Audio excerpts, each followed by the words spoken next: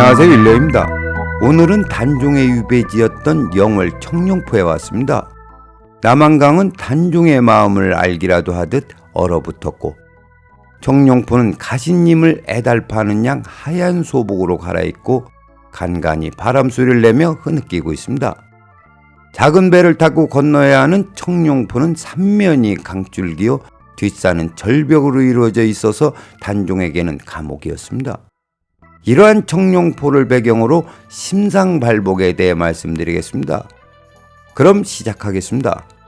사주는 신상보다 못하고 신상은 심상보다 못하다는 사주 무려 신상, 신상 무려 심상이란 말이 있습니다.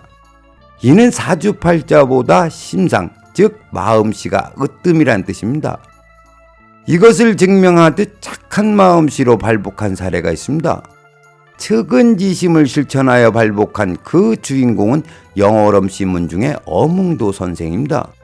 선생을 이야기하기 전에 청룡포에 왔으니 단종에 대해 먼저 말씀드리겠습니다.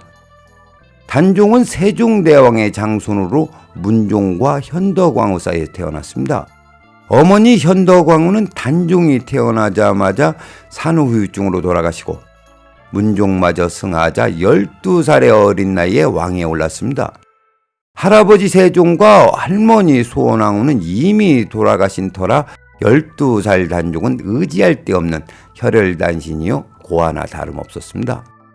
그러다 보니 권력욕에 사로잡힌 수양대군은 계유정난을 일으켜 왕위에 오른 지 1년 만에 왕권을 탈취했습니다. 그리고 단종을 이곳 청룡포로 유배를 보내고 그것도 부족해서 17살 되는 해에 죽이기까지 했습니다. 참으로 비정한 것이 권력이라고 하지만 숙부가 조카를 죽이고 왕위에 오른 것은 그 무엇으로도 변명이 되지 않습니다. 그런데도 세조가 정치를 잘했기 때문에 계유정난은 필요악이라는 사람이 있습니다. 아무리 역사가 승자의 편이라고 하지만 목적으로 수단을 정당화시킬 수는 없습니다. 한마디로 세조는 정치를 잘했든 못했든 간에 인면수심에 불과할 뿐입니다. 제가 세조를 인면수심의 소유자라고 표현하는 이유는 다음과 같습니다. 단종을 죽이기 위해 사약을 내렸는데 이를 거부하자 결국 목을 졸라 죽였고 시신을 강물에 버리게 하였습니다. 죽어서 물고기 밥이나 되라고 했으니 이게 인간이 할 짓입니까? 그렇습니다. 권력의 속성이 다 그런 것이기 때문에 단종이 죽을 수밖에 없었노라고 100번 양보하겠습니다. 그래도 숙부라면, 아니 인간이라면 최소한의 예를 갖춰 장사를 지내줬을 겁니다. 그런데도 세조는 단종을 죽인 것도 모자라 시신을 차가운 강물에 버리게 하고 또 시신에 손을 대면 삼족을 멸하겠다고 명령을 내렸습니다. 삼족이란 무엇입니까? 친가, 외가, 처가 식구를 모두 죽여 씨를 말리겠다는 무서운 이야기입니다. 이러한 세조가 훗날 불교에 심취했다고 하는데 부처님께 뭘 빌었는지 궁금하기까지 합니다. 혹시 나중에 죽으면 극락에 갈 수 있게 해달라고 빌고 빌었는지 모르겠습니다. 만약 무고한 사람을 그렇게 많이 죽이고 극락에 갈 수 있게 해달라고 부처님께 빌었다면 내 목숨만 귀하게 여기는 아주 이기적인 인물입니다. 그건 그렇고 지금부터는 단종이 잠들어 있는 장릉을 배경으로 어몽도 선생에 대해 말씀드리겠습니다. 선생은 사또의 명을 받는 호장이었습니다. 요즘으로 치면 면장입니다. 선생은 강물에 버려진 단종의 시신을 아들 둘과 함께 거두어 자신의 선생에 몰래 모시고 그것이 탄로날까봐 멀리 도망가 숨어 살았답니다. 삼족이 멸할 수 있는 위험을 무릅쓰고 선생은 왜 단종의 시신을 거두고 남몰래 묘지까지 조성했을까요? 발각되면 역적으로 몰리는 상황에서 선뜻 이해가 되지 않는 부분입니다. 그런데도 선생은 안타깝게 죽은 단종을 향한 측은지심 하나로 목숨을 걸고 장례를 치렀습니다.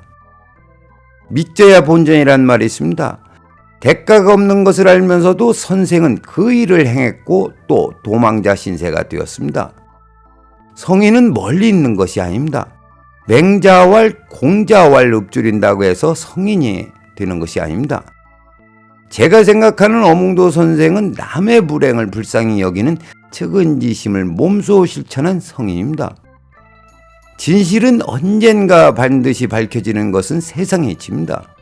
때가 이르자 선생의 측은지심, 즉 진심이 세상에 드러났고 심상발복으로 이어졌습니다. 목숨을 걸고 단종의 장례를 치른 지 200년 후 현종 10년 송시열의 건의로 충신의 반열에 올라 판서에 추대되고 나중에는 충의공으로 추중되었습니다. 이로써 선생의 후손은 관직에 오르고 명실상부한 양반의 가문이 되었습니다. 중요한 것은 선생이 무엇을 바라고 한 행동이 아니었다는 사실입니다.